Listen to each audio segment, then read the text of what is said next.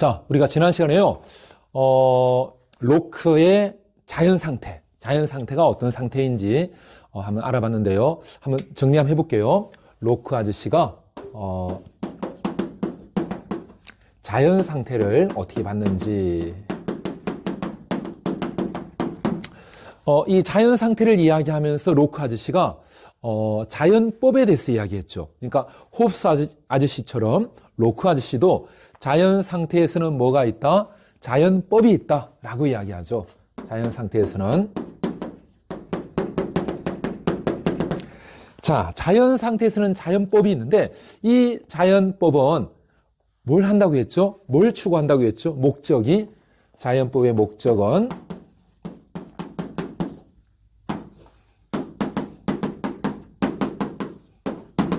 사람들이 평화롭게 지내는 것, 이게 자연법의 목적이었죠. 그죠? 그래서 사람들이 평화롭게 지내게 하기 위해서 홉스 아저씨하고 약간 비슷한데요. 홉스 아저씨도 사람들이 평화와 안전, 이 비참한 무슨 상태? 전쟁 상태에서 무슨 상태로?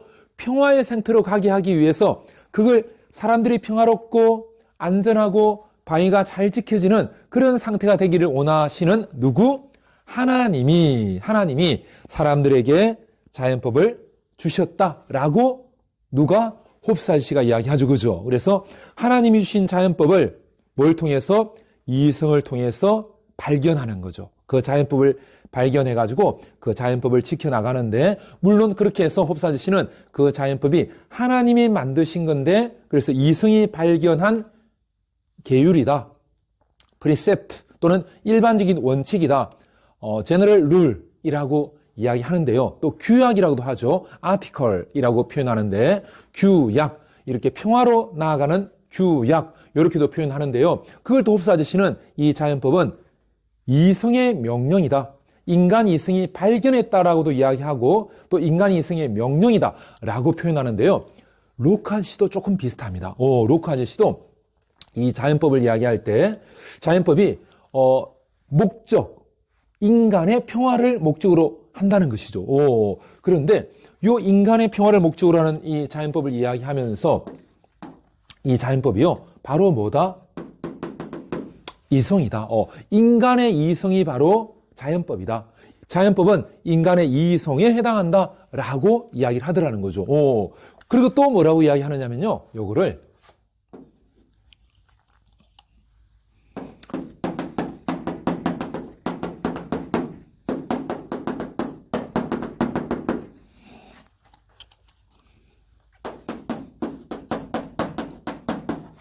공통된 형평의 규칙, 이렇게도 표현하거든요. 그러니까 모든 사람들에게 공통된 규칙이다라고 이야기하는데요. 그 규칙은 모든 사람들에게 형평성 있게, 누구는 더 많은 규칙을 지켜야 되고 누구는 아주 적은 규칙만 지켜도 되는 것이 아니라 형평성 있게 규칙이 부여됐다. 그래서 공평된 형평의 규칙이다라고 이야기하는데요.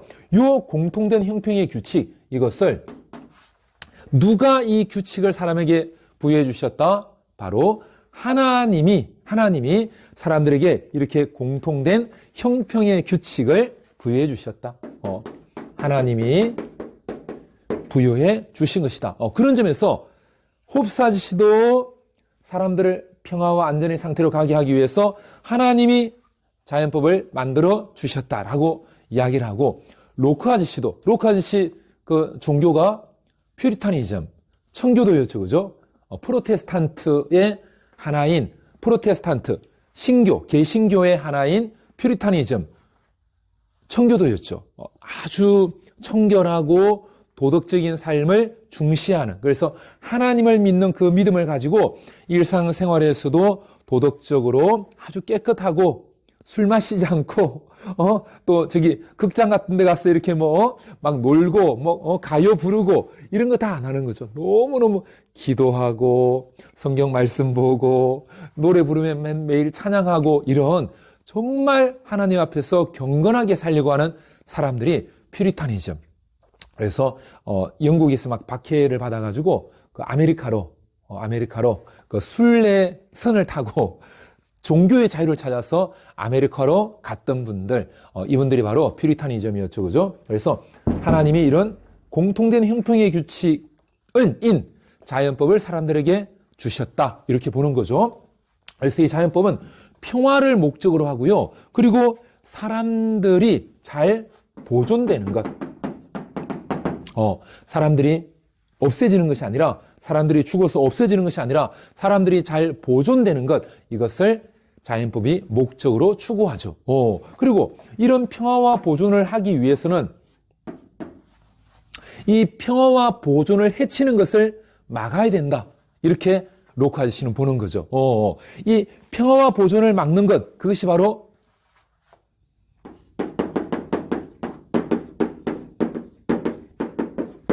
권리의 침해라는 거죠. 그러니까 홉스 아저씨는 자연 상태에서 인간에게 권리가 있었나요, 없었나요? 당연히 있었죠. 어떤 권리가 있었죠? 모든 것에 대한 권리가 있었던 거죠. 내가 내 생명을 유지하기 위해서, 내 생명을 보존하기 위해서 모든 것을 내 마음대로 할 수 있는 그런 권리, 완전한 자유의 권리가 홉스 아저씨는 자연 상태의 인간에게 있었다라고 보는 거죠. 만물에 대한 권리가 있었다. 이렇게 자연 상태에서 가지고 있는 권리, 다섯 자로 자연적 권리, 세 자로 자연권이 자연 상태에서 있었다. 누가? 홉스 아저씨. 그런데 로크 아저씨도 마찬가지입니다. 로크 아저씨도 자연 상태에서 사람에게 자연권이 있다. 어떤 자연권? 내가 생명을 누릴 수 있는 자연권, 내가 그 생명을 누리는 데 도움이 되는 필요한 건강을 유지할 수 있는 권한, 내 신체를 자유롭게, 위험한 곳 가지 않고 내 신체를 자유롭게 할 수 있는 권한, 그리고 내가 소유하고 있는 나의 재산, 나의 자산, 재산이라고도 하고 자산이라고도 하죠.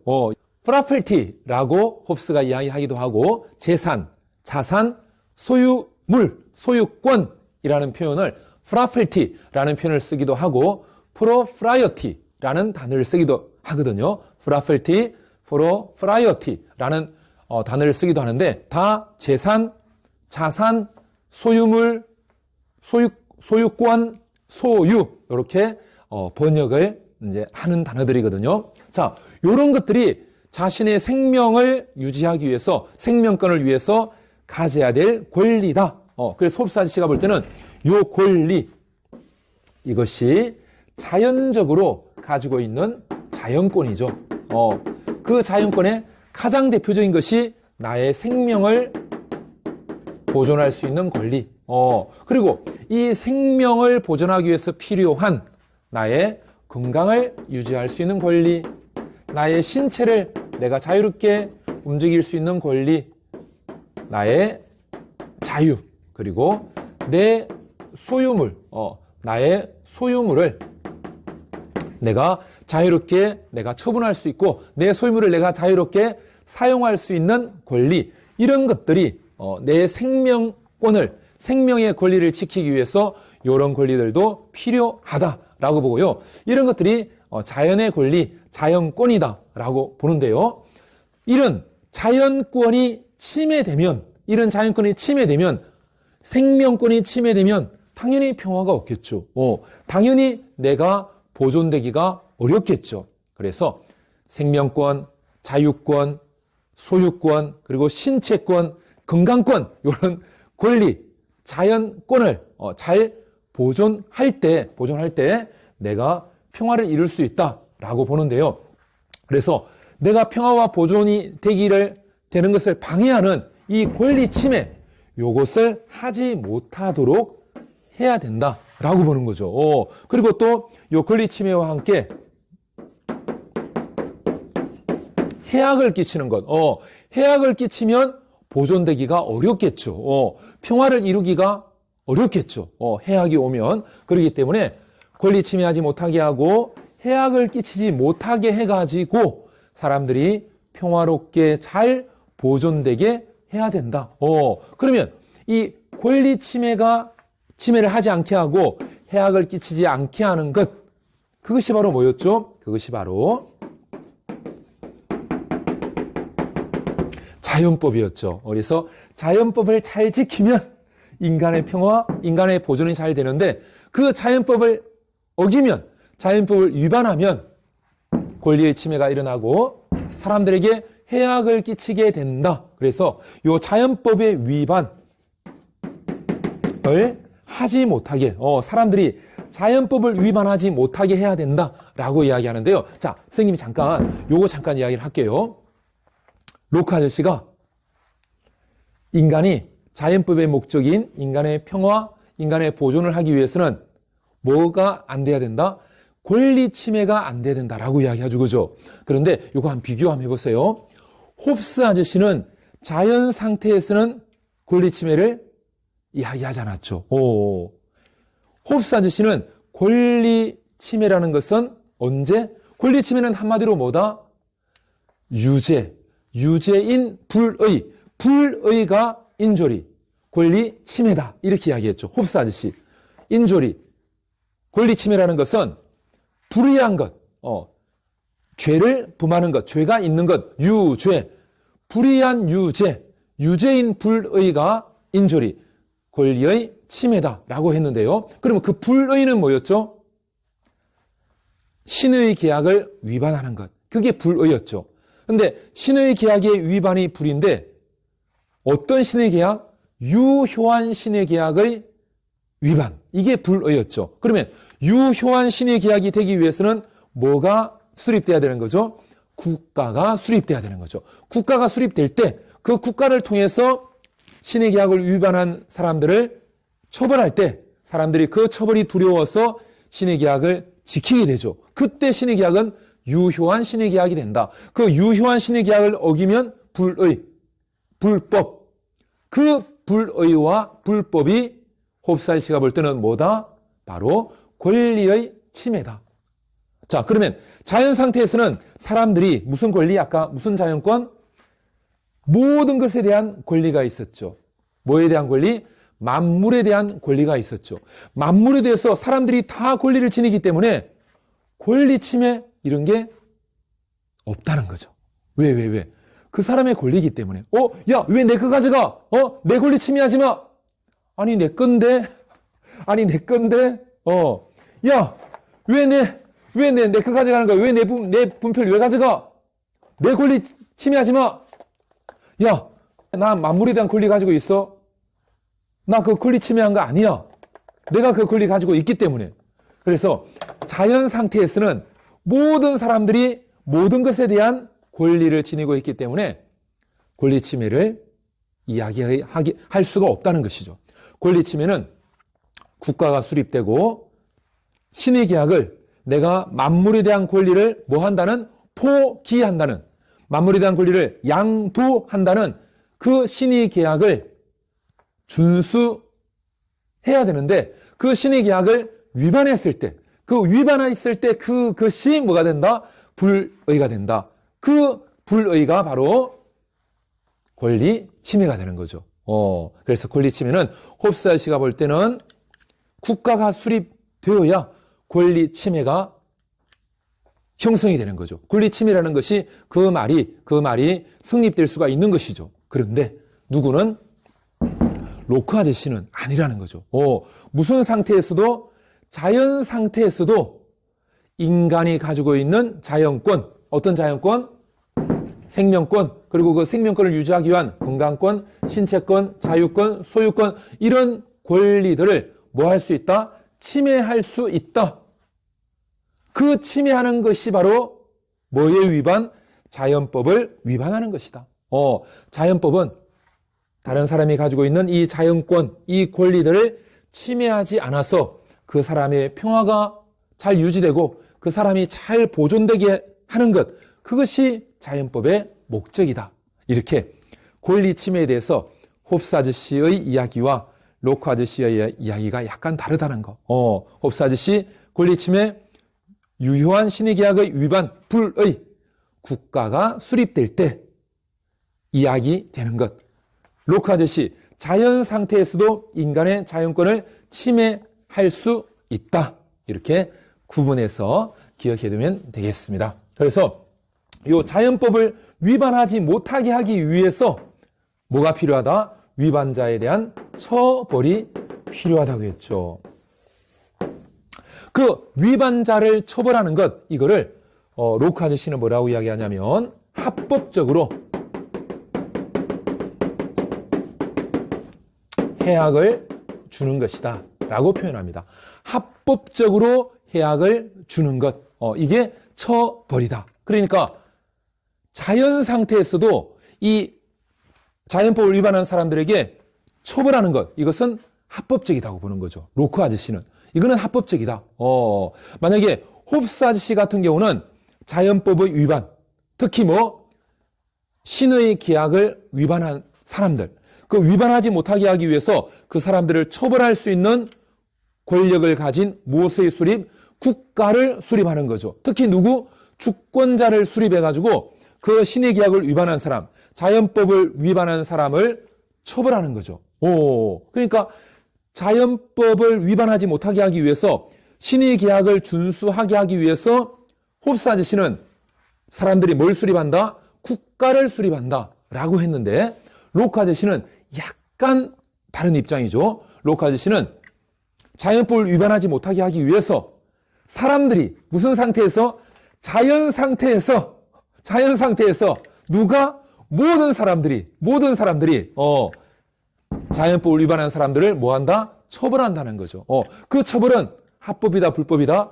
합법적이다. 합법적으로 그 위반한 사람에게 해악을 가하는 것, 사형시키기도 하고 구금하기도 하고 하는 것, 이것이 해악을 가하는데 그것이 바로 합법적이다 라고 표현하는 사람이 바로 로크입니다. 로크입니다. 그래서 약간 범법이냐 합법이냐 이 부분에 있어가지고 자연법을 위반한 범법자에게 합법적으로 해악을 가는 것, 그것이 바로 처벌인데 그것을 로크 아저씨는 자연법의 집행권이다 라고 표현을 하더라는 거죠. 자연법의 집행권.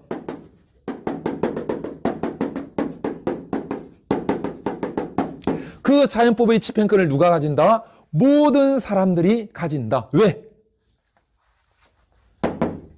하나님은 모든 사람들에게 공통된 무슨 규칙을 주셨다? 형평된 규칙을 주셨다. 모든 사람들이 평등하다는 거죠.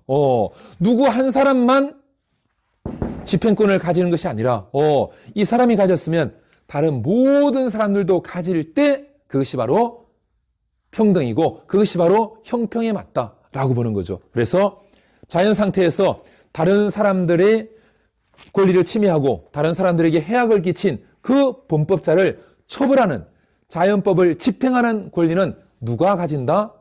모든 사람들이 가진다. 라고 하는 것이 로크의 입장입니다. 자, 이 로크 아저씨는요, 요 자연법의 집행에 대해서 이런 이야기 하거든요.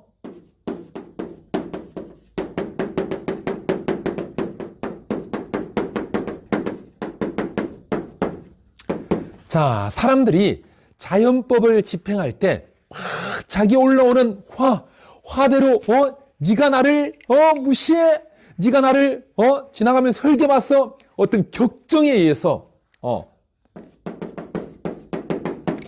자기가 올라오는 격정에 의해서 이 사람을 처벌하는 것, 그거 아니라는 거죠. 이거 아니라는 겁니다. 그 다음에 자기 의지대로 무제한적인 방종에 의해서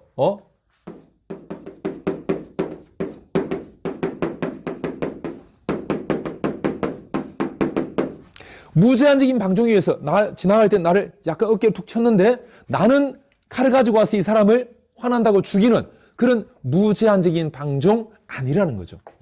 이런 무제한적인 방종이 아닙니다. 그러면 이게 아니고 무엇에 따라서 집행한다? 하나님이 주신 이성 그리고 하나님이 주신 양심,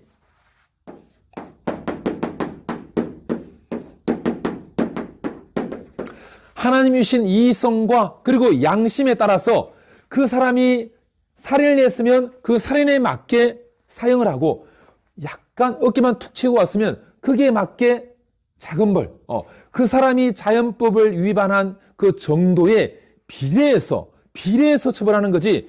약간 가다가 빵 한 조각 가져갔는데 가족들 다 참수, 이건 아니라는 거죠. 그 이성과 양심에 따라서 그 사람이 위반에 비례해서 그 사람이 자연법을 위반한 그 정도에 비례해서 처벌한다. 요렇게 보더라는 거죠. 그리고요, 자연법을 집행할 때 그 집행하는 이유가 있더라는 거죠. 자연법을 집행하는 것, 그것은 곧 처벌하는 것이라고 했죠. 처벌은 뭐다? 합법적으로 그 사람에게 해악을 주는 것. 이것이 처벌이었죠. 그 처벌은 항상 두 가지 이유만으로 할 수 있다는 거죠. 어떤 이유? 어떤 이유만으로 처벌할 수 있다? 첫째는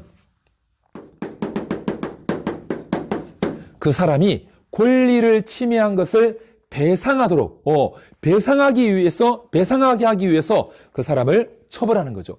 합법적으로 해악을 주는 거죠. 또 하나는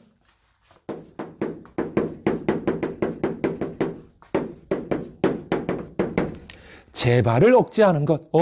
이 사람이 또 훔치지 않게, 또 다른 사람을 죽이지 않게 재발을 억제하기 위해서 처벌하는 거죠. 또 이 사람이 남을 죽이는 거 보고, 그 다음에 이 사람이 처벌받는 걸 보고, 다른 사람들이 이걸 보고, 저렇게 남에게 권리 침해하고 다른 사람에게 해악을 끼치면, 무고한 사람에게 해악을 끼치면 저렇게 처벌받는구나. 저렇게 합법적으로 해악을 당하는구나. 이걸 보고 다른 사람들이 나는 저런 행동 안 해야 되겠다. 라고, 그런 행동이 재발되는 것을 억제하는 것. 그래서 배상과 재발의 억제는 다른 사람에게 합법적으로 해악을 끼칠 수 있는, 즉 처벌할 수 있는 유일한 이유가 된다. 로크가 이 사회계약에 대해서 쓴 책이 바로 거버넌먼트에 관한 책이죠. 그죠? 그래서 이 거버넌먼트가 뭐 통치 또는 정부, 시민 정부 이렇게 이제 번역이 되는데, 그래서 로크의 이 책을 우리나라에서는 통치론 또는 정부론 또는 시민 정부론 이렇게 이제 책이 나와 있는데요. 로크가 이 책을 1688년 명예혁명이 일어난 후 1689년에 명예혁명이 일어난 그 다음 해에 이 책을 발간하게 되는데요. 그때는 이제 익명으로 저자를 밝히지 않고 발간하게 되는데, 그래서 그동안에 많은 사람들이 로크가 명예혁명을 이론적으로 지지하기 위해서, 명예혁명이 정말 타당하다는 것을 이론적으로 뒷받침하기 위해서 1689년 명예혁명이 일어난 그 다음 해에 이 책을 썼구나, 이렇게 생각했는데, 학자들이 더 연구해 보니까 이 책을 사실은 로크가 명예혁명이 일어나기 전에 이 혁명을 통해 가지고 우리 잉글랜드가 자유를 되찾아야 된다, 그런 이제 주장으로 오히려 명예혁명의 영향을, 이런 혁명의 영향을 주기 위해서 이 책을 사실은 쓴 것이다. 명예혁명 전에. 그래서 명예혁명 전에 로크가 왕당파의 어떤 신분의 위협을 느껴가지고 어디로? 자유로운 나라. 그 당시 유럽에서 가장 자유로웠던 나라. 스피노자의 나라. 네덜란드로 망명을 가게 되죠. 몇 년에? 1683년에 가가지고 한 5년 반 동안 네덜란드에 있다가 명예혁명이 일어난 그 다음 해 1689년에 다시 잉글랜드로 돌아오게 되죠. 그래서 잉글랜드에서 이 책을 발간하게 되는데요. 그래서 지금은 많은 학자들이 로크가 이 책을 네덜란드에서 이렇게 쓰면서 다시 잉글랜드가 혁명을 통해서 다시 독재 군주를 몰아내고 자유의 나라 잉글랜드를 꿈꾸면서 이 책을 쓰지 않았을까?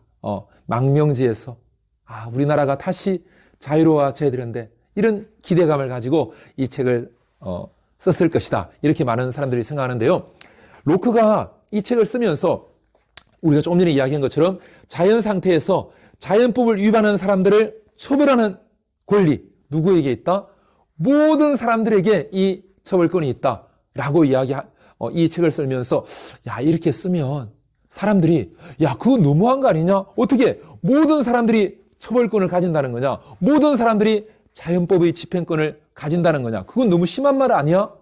이렇게 이야기할 사람들이 독자가 생각이 났다는 거죠. 그래서 로크가 이 글을 쓰면서 사람들에게 자연 상태에서 모든 사람들에게 자연법의 집행권이 있다는 것을 어떻게 설명할까? 라고 고민하다가 이렇게 설명합니다. 자, 어떻게 설명하느냐면요.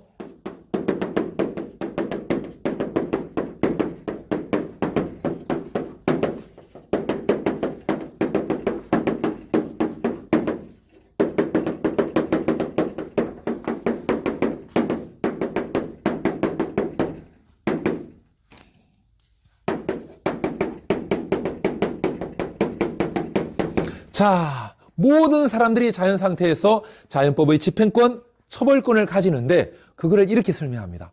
자, 내 말을 약간 이상하게 생각하는 사람들 보세요. 다른 나라 사람들이 우리나라에 와가지고 범죄를 저질렀습니다. 그러면 그 범죄를 저지르는 사람을 군주나 또는 국가 또는 우리 공동체의 위정자가 이 사람을 처벌합니다. 사형을 내린다든지 또는 그 외에도 처벌하는데, 자, 요 이야기를 합니다. 자, 외국인이 범죄를 저질렀습니다. 범죄는 바로 법을 어긴 것이죠. 이거를 범법이라고 표현하는데요. 법을 범했다, 범법했다. 이 사람에 대해서 누가 군주, 국가 또는 이 공동체 위정자 이렇게도 표현하거든요. 위정자, 정치하는 사람, 위정자가 이 사람을 사형을 시키기도 하고 또는 처벌을 하기도 하는데, 이때 홉사시가 이런 이야기합니다. 요 사형이나 처벌을 내리는 군주, 국가, 위정자는 어떤 권위를 가지고 어떤 권리를 가지고 그 외국인을 사형하고 그 외국인을 처벌한 것인가? 그 권리, 그 권위는 어디에서 나온 것인가? 이 사형과 처벌의 권위는 첫째,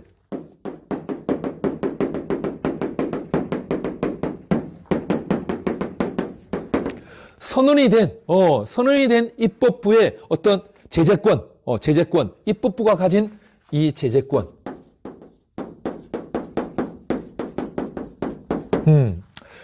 살인하면 사형에 처한다 라고 하는 그 선언된 입법부의 제재권이 있는데, 그 선언된 입법부의 제재권은 이거는 어디에만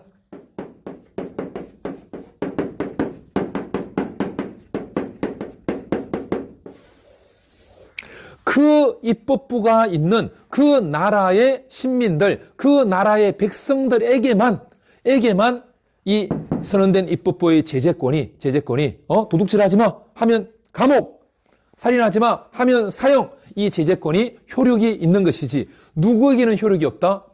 외국인에게는 효력이 없다. 그렇기 때문에 선언된 입법부의 제재권, 이 권리, 이 권위를 가지고 사형이나 처벌한 것이 아니다. 그렇다면 이 사형이나 처벌한 것은 어떤 권리를 가지고 있다? 바로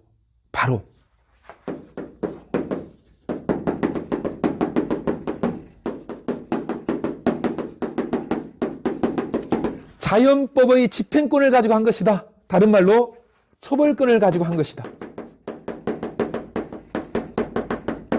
그러면 이 자연법의 집행권, 자연법의 처벌권은 누가 가진 것? 바로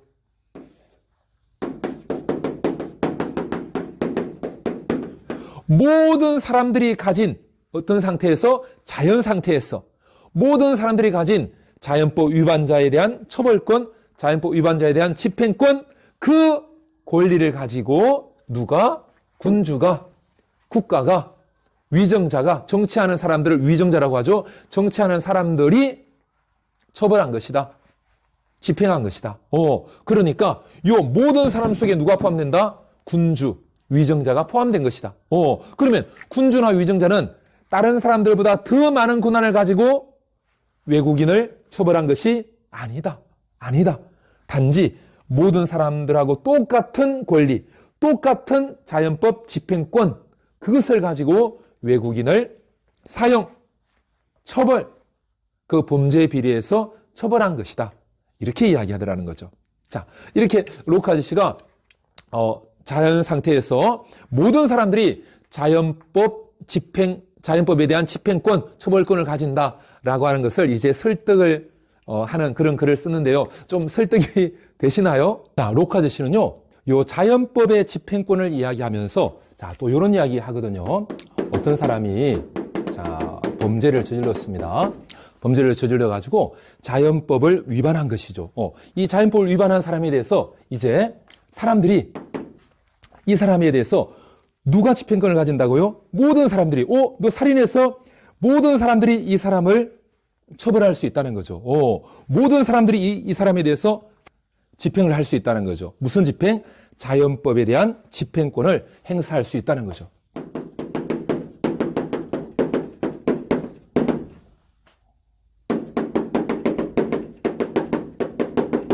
그러니까 모든 사람들이 가지는 집행권, 처벌권,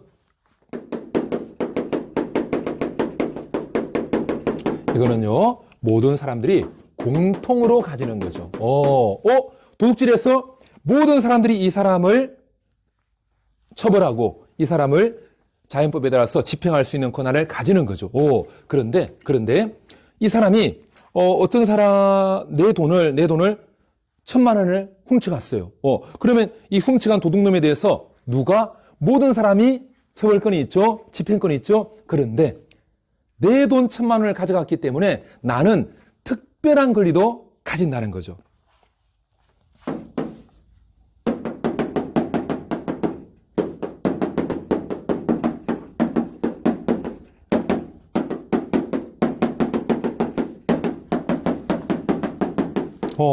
그 손해를 입은 그 사람은 특별한 권리를 가지는데 어떤 권리? 그 범죄자로부터 뭘 받을? 배상을 받을. 내가 손해봤기 때문에 배상은 누가 받는 거죠? 내가 받는 거죠. 내가 배상을 받는 그런 특별한 권리를 손해를 입은 사람은 가진다. 뭐 플러스 공통의 처벌권 플러스 손해배상권도 가진다. 자, 로크 아저씨는요, 이 손해 입은 사람이 그 배상을 받을 특별한 권리, 요거를, 누구로부터 배상받는 거죠? 가해자로부터, 내 돈을 훔쳐갔으면 가해자의 어떤 돈을 내가 가져오는 거죠. 그죠? 가해자의 노무 또는 가해자의 재물, 노무라는 것은 그 사람의 일이죠. 그죠? 돈을 다 써버렸으면, 내 돈을 가져가서 다 써버렸으면 그 사람을 데리고 와서 일을 시킬 수 있는 거죠. 그래서 배상을 받을 수 있는 거죠. 그런데 홉스하고 비교해보면 홉스는 자기 보존의 권리, 이거는 로크하고의 공통점이죠. 홉스나 로크나 다 자연 상태에서 자기를 보존할 권리가 있죠. 그죠? 그 자기 보존의 권리를 가지고 홉스는 어떤 권리? 자기를 보존하기 위해서, 자기 생명을 보존하기 위해서 이 세상 모든 것을 자기 마음대로 사용할 수 있는 그런 권리가 있었죠. 그런데 로크 아저씨는 자기를 보존할 권리를 가지고 손해를 본 사람이 그 가해자, 만물에 대해서가 아니고 그 가해자의 돈, 가해자의 어떤 노무, 노동력, 이것을 가지고 와가지고 수취한다고 하죠. 수취해서 그것으로 배상을 받을 수 있다라고 이야기했습니다. 그리고요, 이 모든 사람이 집행권을 가지고 처벌한다고 했죠. 그죠? 요 처벌권을 이야기하면서 로크 아저씨는 어떤 이야기를 하느냐면, 요 처벌권의 목적은 뭐냐?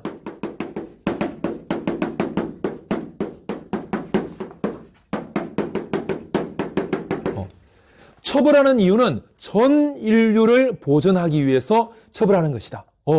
그래서, 왜냐면 그 전 인류는 누가 만드신 유일하신 창조주이신 하나님이 만드신 하나님의 작품, 하나님의 소유물이기 때문에 모든 인류는 유일하신 창조주이신 하나님의 작품이고 하나님의 소유물이기 때문에 그 인류를 뭐 해야 된다? 보존해야 된다. 그런데 범죄자는 요 범죄를 일으킨 사람은